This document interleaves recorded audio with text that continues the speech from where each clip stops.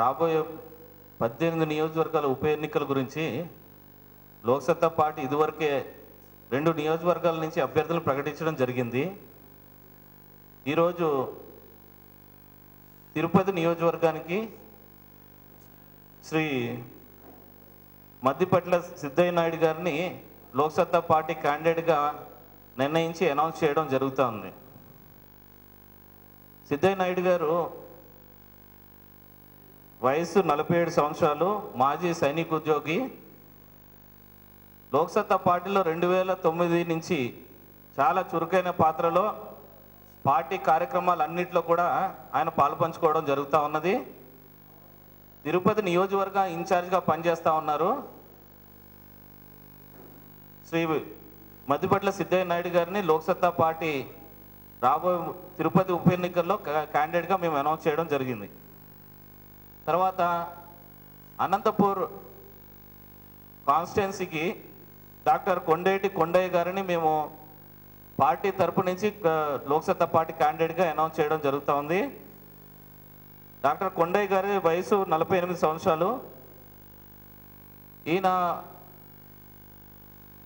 General surgeon, Anantapur టౌన్లో సర్జన్గా పనిచేస్తూ ఉన్నారు. పార్టీ పెట్టిన దగ్గర నుంచి 2006 నుంచి కూడా ఆయన కొండయ్య గారు పార్టీ కార్యక్రమాలన్నింటిలో కూడా చురుకైన పాత్ర పోషిస్తూ ఉన్నారు. 2009 ఎలక్షన్స్లో కూడా అనంతపూర్ నుంచి పోటీ చేయడం జరిగింది. ఈయన రాష్ట్ర కార్యవర్గ సభ్యులుగా కూడా ఆయన సేవలు అందిస్తూ ఉన్నారు. కాబట్టి అనంతపూర్ నియోజకవర్గం నుంచి డాక్టర్ కొండేటి కొండయ్య గారిని లోక్సత్తా పార్టీ అభ్యర్థిగా మేము ప్రకటించడం జరుగుతూ ఉంది. అయితే నేపథ్యం గురించి ఒక 2 ముక్కలు మాట్లాడుకునేటప్పుడు తిరుపతిలో ఎలక్షన్స్ ఎందుకు వచ్చి రావడం జరిగింది? ప్రజలు కోరుకున్న ఎలక్షన్స్ అవి. ప్రజలు కోరుకున్న ఎలక్షన్స్ ఏమాత్రం కాదు. ప్రజలు ఎంతో నమ్మకంతో చిరంజీవి గారు వాళ్ళకి సేవలు అందిస్తారని చెప్పేసి ఓటేసి గెలిపించడం జరిగింది. తన స్వార్థాన్ని చూసుకొని పార్టీని తీసుకెళ్ళి కాంగ్రెస్లో విలీనం చేయడము, ఆయన వెళ్ళి రాజ్యసభ సీటు తీసుకోవడము. మధ్యలో ప్రజలందరూ ఎక్కడ కూడా వాళ్ళకి అవసరాల గురించి ఆలోచించడం లేదు, వాళ్ళ అవసరాలు పట్టింపు లేకుండా చేయడం జరిగింది. ఇది ఇప్పుడు రాజకీయ నాయకుల స్వార్థము. కాబట్టి మేము ప్రజలందరినీ కూడా కోరుతున్నది ఏంటంటే, ముఖ్యంగా తిరుపతి నియోజకవర్గంలో ఉన్న ప్రజలు ఇలాంటి నాయకుల్ని మీరు ప్రోత్సహించొద్దు.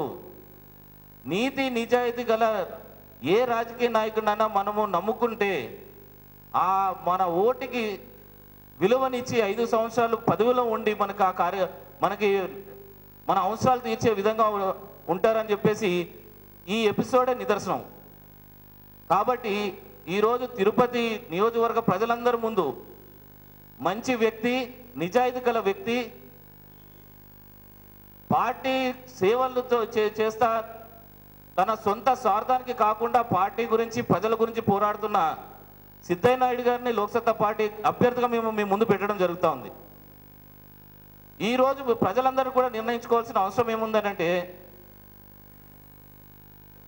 స్వార్థ రాజకీయాలు కావాలా, స్వార్థ రాజకీయాలు చేసే నాయకులు కావాలా, నిజాయితీపరమైన నాయకులు కావాలా అన్నది నిర్ణయించుకోవాల్సిన సమయం ఆసన్నమైంది.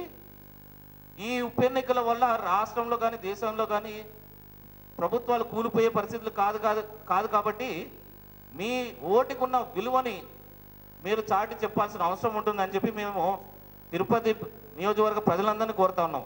అదేవిధంగా అనంతపూర్ కూడా ఈరోజు ప్రజలు కోరుకున్న ఎన్నికలు కానే కావి.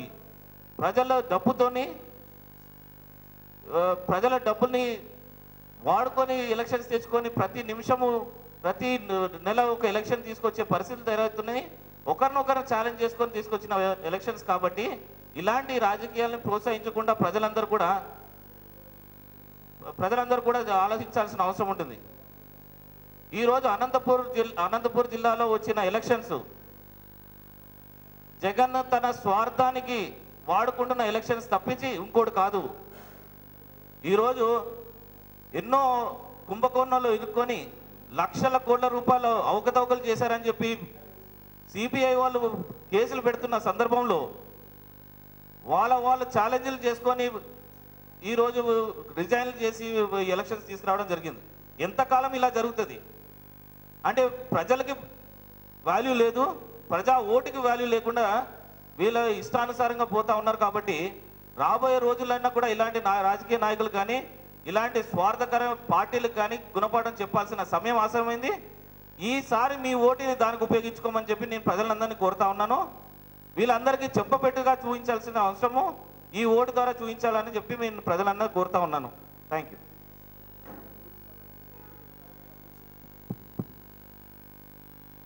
బాలాజీ గారు ఇప్పుడే ఎన్నికలు ఏ నేపథ్యంలో వచ్చినాయి, ప్రజల నెత్తిన బలవంతంగా రుద్దపడ్డాయి కాదన్నది చాలా వివరంగా చెప్పారు. కేవలం ఒక చిరంజీవి గారి అంశమే కాదు,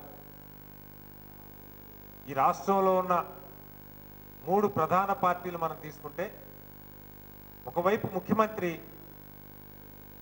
ఎక్కడైతే 18 నియోజకవర్గాల్లో ఎన్నికలు జరుగుతున్నాయో ఆ నియోజకవర్గాల్లో ఈ నెల రోజుల్లో దాదాపు 40 కోట్ల రూపాయలు రకరకాల పనుల పేరుతో సీఎం డిస్క్రిషనరీ ఫండ్ నుంచి రిలీజ్ చేసి దానికోసం ప్రత్యేకంగా జీవోలు జారీ చేసి ప్రజల్ని 2 రకాలుగా మభ్యపెట్టాలని ప్రయత్నం చేస్తూ ఉన్నారు.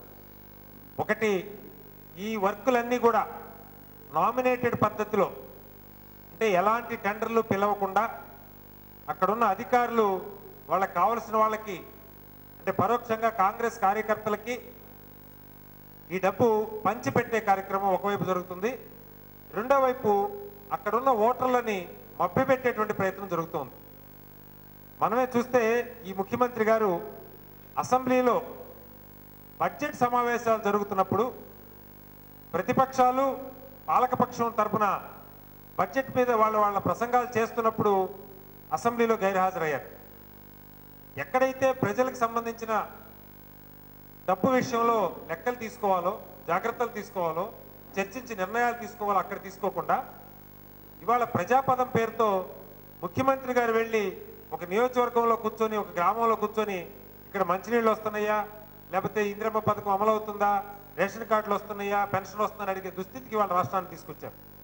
స్థానికంగా ఎన్నికైన ప్రజాప్రతినిధులు లేరు, పాలన లేదు. సంవత్సరంలో ఈ 15 రోజులు ప్రజాపదం చేసేస్తే ఇక చాలు, చేతులు ముడుచుకొని కూర్చోవచ్చు అన్నట్టుగా ప్రభుత్వం వ్యవహరిస్తాం. అంటే మనకి స్పష్టంగా అర్థమవుతుంది ఏంటంటే చట్టసభల మీద ఈ ముఖ్యమంత్రితో సహా ఎవరికి నమ్మకలేదు. రెండో వైపు జగన్ గారి గురించి చెప్పారు. ఆయన్ని బహుశా ఈ దేశ చరిత్రలో అత్యధిక మెజార్టీతో కడప ఓటర్లు గెలిపించారు. మనం చూస్తే ఒక్కరోజు కూడా పార్లమెంట్లో కూర్చొని ప్రజా సమస్యల మీద మాట్లాడటం కానీ, అక్కడ జరిగే చర్చల్లో పాల్గొనటం కానీ ఒక్కటంటే ఒక్కటి జరగల. ఆఖరికి దేశమంతా ఉర్రూతులూగించిన లోక్పాల్ బిల్లు మీద చర్చ జరుగుతున్నప్పుడు కూడా ఈయన ఓదార్పు జరుగుతుంది తప్ప దేశంలో అవినీతిని పోగొట్టేటువంటి బిల్లులో ఒక్క సలహా ఇవ్వలేదు, ఒక్క నిమిషం పార్లమెంట్లో పాల్గొనలేదు. చిరంజీవి గారి గురించి చెప్పారు ఇప్పుడే. 70 లక్షల మంది ఒక మార్పు వస్తుందన్న ఆశతో ఓటేస్తే పార్టీని షట్టర్ దించేసి కాంగ్రెస్ను విలీనం చేసిన చరిత్ర ఆయన. చంద్రబాబు గారు వీళ్ళకన్నా నేను తక్కువ తినలా. ఒకసారి చూస్తే ఏ ఎండగా గొడుగు పట్టే రీతిలో రాష్ట్రంలో అనేక సమస్యలతో సతమతం అవుతుంటే ఇవాళ మనం చూస్తే దాదాపు 40% గ్రామాలు మంచినీళ్ళు లేక అల్లాడుతూ ఉన్నారు. విద్యుత్ కోతలు ఉన్నాయి. రైతులకి పంటలకు ఇవ్వాల్సినటువంటి గతంలో వచ్చిన 870 కరువు మండలాలు ప్రకటించారు కరువు కారణంగా. వాళ్ళకి ఇన్పుట్ సబ్సిడీ ఇప్పుడు ఇస్తున్నారు. వేటి మీద కూడా నిలదీసేటువంటి ప్రయత్నం కానీ, చట్టసభల్లో చర్చించేటువంటి ప్రయత్నం కానీ చేయకుండా ఆయన ఎన్నికల ప్రచారం హడావుడిగా మొదలు పెట్టేసుకున్నారు. ఒకవైపు సిపిఐ చాలా స్పష్టంగా ఒక మాట చెప్పారు. దామాషా పద్ధతి ఎన్నికలు తీసుకొద్దాం, డబ్బు ఖర్చు లేకుండా నిజాయితీ అయిన రాజకీయం చేయడానికి అవకాశం ఉంటుందని ఒక ప్రకటన చేస్తే లోక్సత్తా దాన్ని స్వాగతించింది. మరి చంద్రబాబు గారు కూడా ఒక దశలో ఈ మాట అన్నారు. మేము కూడా బెంబేలు ఎత్తిపోతున్నాం, అధికారం లేకుండా 9 ఏళ్ళు అయింది, డబ్బులు లేవు, ఎక్కడి నుంచి తెచ్చేద్దామని. దానికి పరిష్కారం దామాషా పద్ధతి ఎన్నికలు. దాని గురించి ఆయన మాట్లాడటం ఒక్క స్టేట్మెంట్ రాలా దాని మీద. మనం గమనిస్తే ఎంతసేపు వాళ్ళిద్దరు కొట్లాటగా ఉంది తప్ప రాష్ట్ర ప్రజలు వాళ్ళ ప్రయోజనాలు దీని గురించిన ఎక్కడా చర్చ లేదు. కాబట్టి మేము రాష్ట్ర ప్రజలకు ఒక పిలుపునిస్తున్నాం ఈ సందర్భంగా. ఇవాళ ఈ 3 సాంప్రదాయ పార్టీల్లో ఉన్న ఏ నాయకులకి చట్టసభల్లో కూర్చునేటువంటి అర్హత కానీ ప్రజల సమస్యల గురించి ఆలోచించే ఓపిక కానీ లేదు. వీళ్ళ అధికారం కోసం, వీళ్ళ రాజకీయం కోసం ఎన్నికలు తీసుకొస్తున్నారు, ఎన్నికల్లో పోటీ చేస్తున్నారు తప్ప ప్రజల సమస్యల కోసం కాదు అని మరొకసారి లోక్సత్తా బలంగా చెప్తున్నది. లోక్సత్తా ఇప్పటికి 4 అభ్యర్థులను ప్రకటించింది. ఒకసారి మీరు చరిత్ర చూడండి. ఏ అభ్యర్థి కూడా అక్రమార్జన చేసిన వాడు కాదు, కోట్ల రూపాయలు ఎన్నికల్లో ఖర్చు పెడుతున్న వాళ్ళు కాదు, నిజాయితీ అయిన రాజకీయం కోసం తమ జీవితాన్ని త్యాగం చేసి ఇలాంటి పార్టీ కోసం పనిచేస్తున్నటువంటి కార్యకర్తల్ని ఆదరించాల్సిందిగా ఈ 18 నియోజకవర్గాల్లో ఉన్న ఓటర్లను కోరుకుంటూ సెలవు తీసుకుంటాం.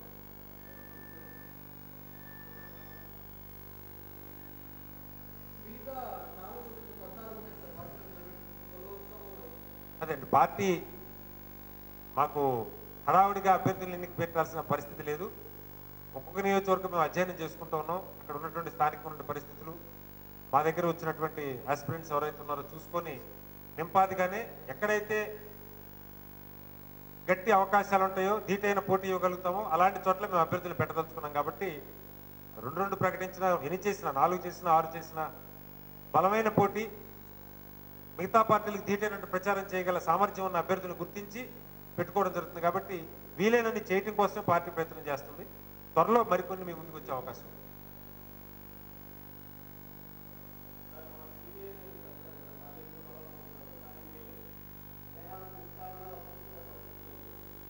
స్నేహాస్తు ఇస్తామని ఏం మాట్లాడలేదండి. సురవరం సుధాకర్ రెడ్డి గారు చాలా పెద్ద మనిషి.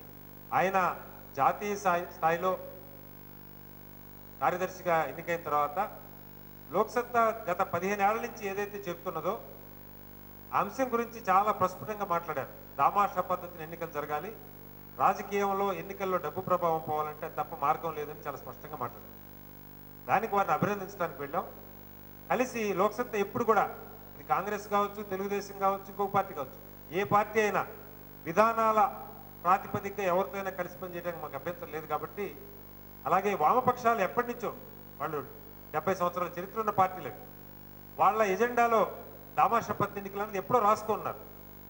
వాటి ఇప్పుడు మాట్లాడుకుంటున్నాం. కాబట్టి దేశంలో ఇవాళ అలాంటి ఎన్నికల ఆవశ్యకత, దామాషా పద్ధతిలో ఎన్నికలు జరగాల్సిన ఆవశ్యకతకి మరింత సమయం ఆసన్నమైంది. కాబట్టి దాని మీద కలిసి పనిచేద్దామని అడగడం కోసం వెళ్ళాం.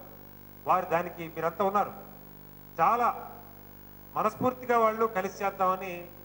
1 దామాషా పద్ధతి ఎన్నికలు, 2 స్థానిక ప్రభుత్వాలకు అధికార కేంద్రీకరణ నుంచి అధికారాలను బదలాయించడం, జనం చేతిలో అధికారాన్ని పెట్టడానికి వాళ్ళు సుముఖత వ్యక్తం చేశారు.